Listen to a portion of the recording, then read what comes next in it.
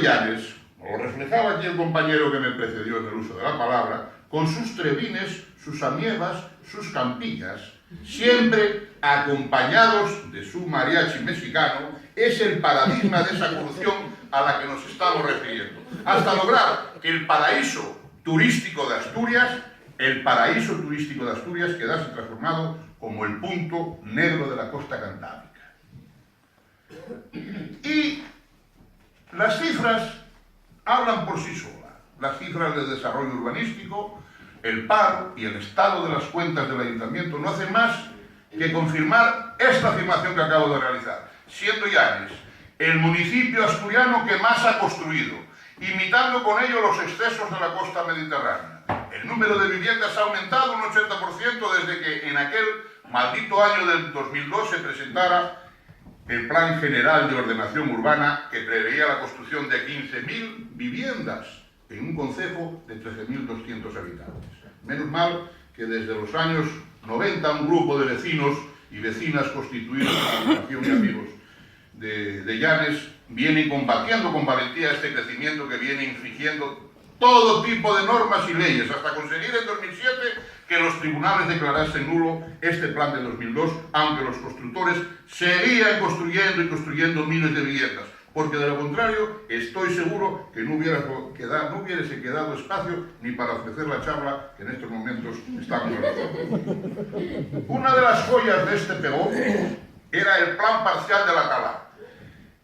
que preveía la construcción de unas 500 viviendas en los imponentes acantilados que se pueden ver desde el majestuoso Paseo de San Pedro, objeto de una especulación estratosférica por su precio de venta, siendo primero adquirida por los inversores aquellos madrileños, el Poveda y el Gozueta, por 300 millones de pesetas, pasando en 1993 a manos del Astur mexicano Pérez Simón por 500 millones de pesetas, hasta que otro indiano, el Luis Nozaleda, Grupo Nozar, la adquiría en 2006 por 36 millones de euros para, atención, espetársela en el 2008 a la Caja Astur,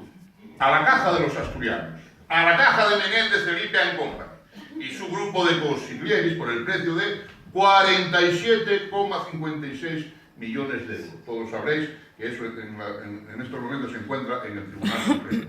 Pero bueno, esperemos, sigamos esperando. Lo más reciente, que también lo refería el compañero, son las obras del Hotel Caipe,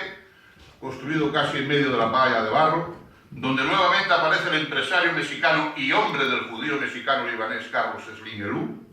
cuyas obras han sufrido la sentencia de los tribunales de la justicia para su demolición inmediata, donde han resultado imputados desde el mismísimo secretario municipal del Ayuntamiento de Llanes y el arquitecto municipal primero, por indicios de un presunto delito contra la ordenación del territorio. Y lo más grave, apuntado aquí también por Suárez, y lo más grave y preocupante, que puede llevar al Ayuntamiento de Llanes a la quiebra económica de tener que hacerse cargo de los costes de su derribo. Estos son parte de las cuestiones de aquellos socialistas que se metían y se volvían en la bandera colorada del PSOE, pero lo que no decían era que dentro de la bandera iban los asuntos aquellos sobrecogedores de coger sobres. ¿Qué decir de la escarcelada Roldana de la Marea riopodrense, que cada vez que soltaba el caldero por el pozo de la mierda lo sacaba lleno de billetes de oro? Por no seguir hablando del Balmori aquel que se pegaba sesiones termales en el balneario de las Caldas bajo la modalidad del gratis total a cuenta de las turbias aguas del Aquaqués, o de la propia sede del PSOE de Llanes, lograda también de manera gratuita gracias a las gestiones del entonces director de la Caja de Ahorros, el tristemente famoso Troteaga.